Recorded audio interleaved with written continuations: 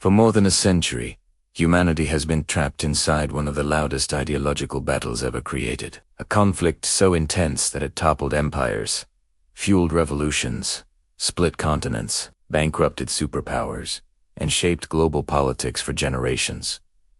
Capitalism versus socialism was never just about economics. It became an identity, a belief system, a lens through which entire nations interpreted the world. Every protest, every political speech, every financial crisis, every war of influence carried this debate somewhere beneath the surface. But here is the inconvenient truth almost nobody likes to admit. Neither capitalism nor socialism ever worked the way their theorists promised. Not purely, not perfectly.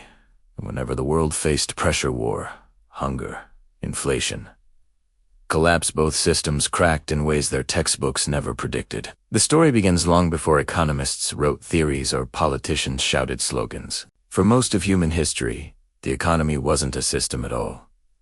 It was survival. Kings owned land. Landlords owned people's futures. Peasants worked simply to avoid starvation. Growth was painfully slow, and the idea that an ordinary person could build wealth through business or invention was nearly unthinkable.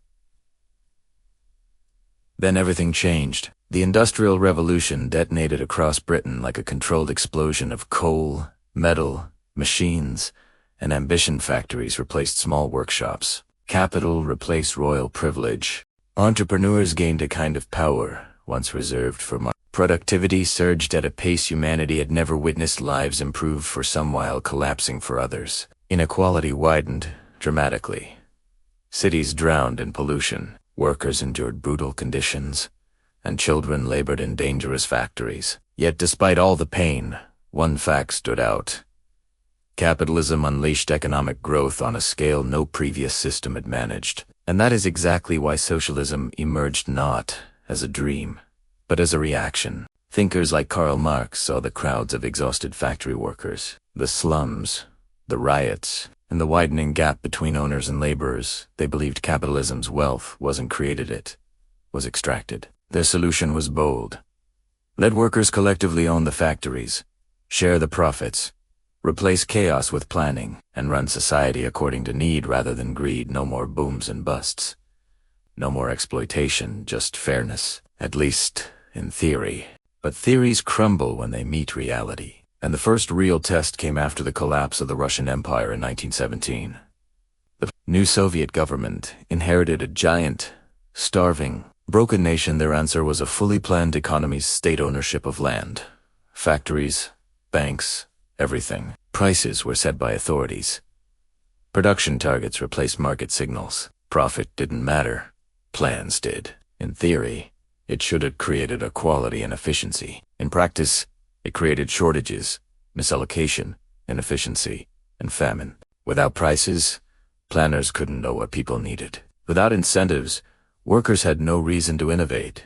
The economy became a guessing game run on paperwork, not reality. Lenin eventually allowed limited private business simply to keep the country alive.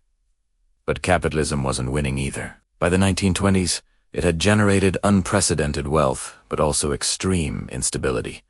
Giant corporations dominated industries. Workers struggled to survive. Inequality soared. And in 1929, the U.S. stock market collapsed, triggering the Great Depression, the biggest failure in the history of capitalism. Banks imploded. Millions lost jobs. Countries went bankrupt. Too many observers. Capitalism looked broken beyond repair. By the 1930s, the world had realized an uncomfortable truth. Capitalism produced prosperity but also chaos. Socialism promised fairness but delivered scarcity. Both systems were flawed.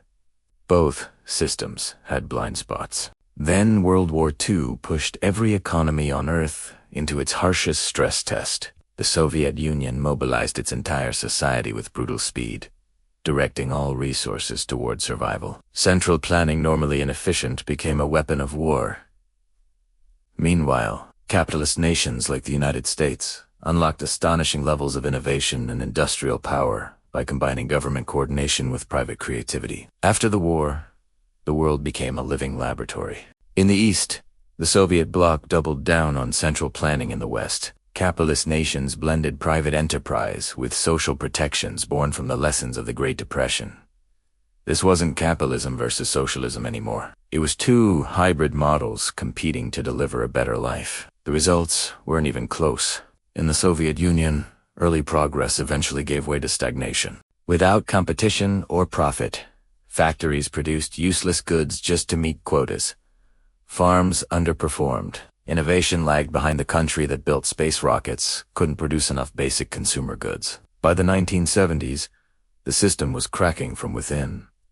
Meanwhile, capitalist nations adapted again. They introduced regulations, safety nets, public healthcare systems, social security programs, and deposit insurance, creating a kinder, more stable version of capitalism. This adaptability became the West's secret advantage. By the 1980s, the gap in living standards, technology, and productivity between the West and the Soviet bloc was undeniable. When the Berlin Wall fell, it wasn't just a political collapse. It was an economic one. The Soviet system couldn't keep up. A model built to eliminate inequality ended up creating new elites while leaving ordinary people in endless lines for basic goods. But capitalism's victory didn't last long. After the Cold War, markets went global. Finance exploded. Corporations grew into transnational giants. Inequality skyrocketed again. And in 2008, another financial crisis reminded the world that capitalism's instability never truly vanished, it just evolved. Meanwhile, socialist ideas returned in new forms. Universal health care, free education, stronger unions, wealth taxes, not the rigid, state-controlled socialism of the 20th century, but softer versions aimed at fixing capitalism's imbalances.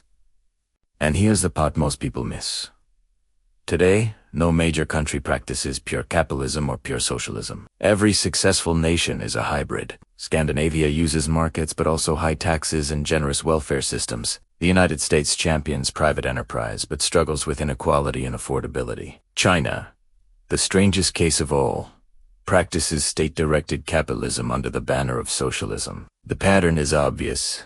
No economic system survives without compromise. Pure capitalism relies on incentives but fails without regulation. Pure socialism values equality but collapses without markets. Human nature, ambition, fear, greed, laziness, creativity shapes every system, not the other way around. When capitalism is too pure, greed turns into exploitation. When socialism is too pure, equality becomes control. Different systems, same human flaws. The real question was never which system is right. It was always which system can correct its mistakes and restrain the concentration of power. And history's answer is simple. The systems that adapt survive. Capitalism reinvented itself multiple times. Socialism only worked when it blended with markets. Extremes failed. Hybrids thrived. Today's challenge is AI, climate change, aging populations. Global debt don't care about ideologies. They require innovation, planning, incentives, and stability. The nations that blend these elements will shape the next century. Because the debate was never truly capitalism versus socialism. The real struggle has always been over who controls the levers of power corporations. Governments, unions, elites, regulators. Power doesn't disappear. It just changes hands. And understanding that is the key to understanding our past, our present, and the world we're building next.